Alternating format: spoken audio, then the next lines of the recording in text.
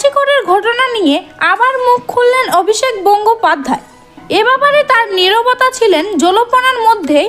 আর সকালে এক্স হ্যান্ডেলের একটি পোস্ট করেন অভিষেক, যেখানে তিনি রাজ্য সরকারের অনুরোধ করছেন ধর্ষণ বিরোধী কঠোর আইন বলবৎ করার ব্যাপারে কেন্দ্রীয় সরকারকে চাপ দিতে। সে আইনে ধর্ষণের ঘটনার 50 দিনের মধ্যে অপরাধীকে চিহ্নিত করে দোষী ব্যবস্থা করা হবে এবং তারপরে দোষীকে কঠোরতম সাজা দেওয়া হবে। অভিষেক লিখেছেন, গত 10 দিন জি করে মহিলা চিকিৎসকদের ধর্ষণ করে খুনের ঘটনায় যখন গোটা দেশ রাস্তায় নেমে প্রতিবাদ জানাচ্ছে, সুবিচারের দাবি করেছে, তখন দেশ জুড়ে একের পর এক ধর্ষণের ঘটনায় ঘটছে। ভারতের বিভিন্ন প্রান্তে 900 জনকে ধর্ষণ করা হয়েছে। প্রতিদিন 90টি ধর্ষণের ঘটনার রিপোর্ট লেখানো হয়েছে, অর্থাৎ প্রতি ঘন্টায় 4টি এবং প্রতি 15 মিনিটে একটি ধর্ষণের ঘটনার রিপোর্ট দায়ের হচ্ছে। অথচ এত কিছু সত্ত্বেও এই অপরাধীকে কোনো দীর্ঘমেয়াদী সমাধান করা গেল না। অভিষেক আরও লিখেছেন, দেশের ধর্ষণের অভিযোগের পরিসংখ্যানও নেই বলে এই মুহূর্তে ধর্ষণ বিরোধী কঠোর আইন কতটা জরুরি হয়ে পড়েছে। এমন আইন যা অপরাধের 50 দিনের মধ্যে ধর্ষণকারীকে চিহ্নিত করে দোষী ব্যবস্থা করাও নিশ্চয় করবে তার দ্রুত এবং কঠোর শাস্তি। কোনো সর্বদাহীন নেই, প্রতিশ্রুতি দেবে না। এ ব্যাপারে রাজ্য সরকারকে কেন্দ্রের উপর চাপ সৃষ্টি করে ধর্ষণ বিরোধী কঠিন আইন তৈরি করার পরামর্শ দিয়েছে অভিষেক। তিনি লিখেছেন, সমস্ত রাজ্যগুলির সরকারের উচিত কেন্দ্রীয় সরকারের উপর চাপ সৃষ্টি করে কঠোর ধর্ষণ বিরোধী আইন প্রাণয়নের ব্যবস্থা করা। এর থেকে বিন্দু মাত্র কম কিছু হলে তা হবে নেহাতি প্রতীকী এবং আদতে তাতে কোনো কাজ হবে না। জি কর মেডিকেল কলেজের চিকিৎসক ধর্ষণ খুনের ঘটনায় বহু প্রশ্নের উত্তর এখনো অধরা। কলকাতা হাইকোর্টের নির্দেশে গোটা ঘটনায় তদন্ত করছে সিবিআই।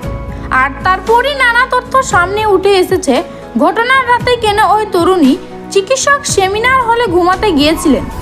এবার সামনে এলো অসম্ভব কারণ, জি কর কাণ্ডের চাঞ্চল্যকর তথ্য।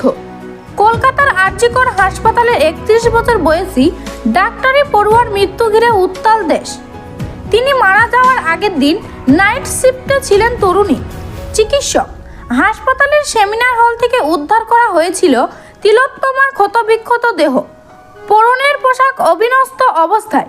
সেমিনার হলে ছিল না কোনো সিসিটিভি ক্যামেরা, কিন্তু কেন সেমিনার হলে ঘুমাতে গিয়েছিলেন তরুণী? জানা যাচ্ছে, সেই অভিশপ্ত রাতে স্লিপিং ওয়ার্ডে এনোপিয়া রোগী যেখানে থাকে, বেশ কিছু রোগী পর্যবেক্ষণে ছিলেন।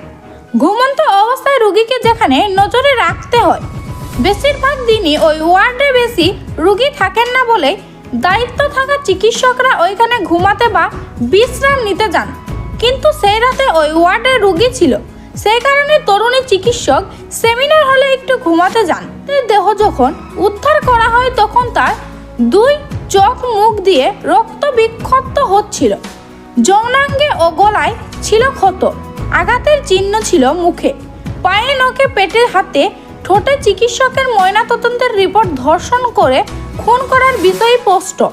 ময়নাতদন্তের রিপোর্ট অনুযায়ী শ্বাসরোধ করে খুন করা হয়েছিল তরুণী চিকিৎসককে। ইতিমধ্যে এই ঘটনায় এক সিভিক ভলেন্টিয়ারকে গ্রেপ্তার করে পুলিশ। বাকি ওরাও কেউ এই হত্যাকাণ্ডের সঙ্গে যুক্ত ছিল নাকি সে বিষয়ে খতিয়ে দেখা হচ্ছে। ওইদিকে কলকাতা হাইকোর্ট থেকে জি কর মামলা নিয়ে সুপ্রিম কোর্ট।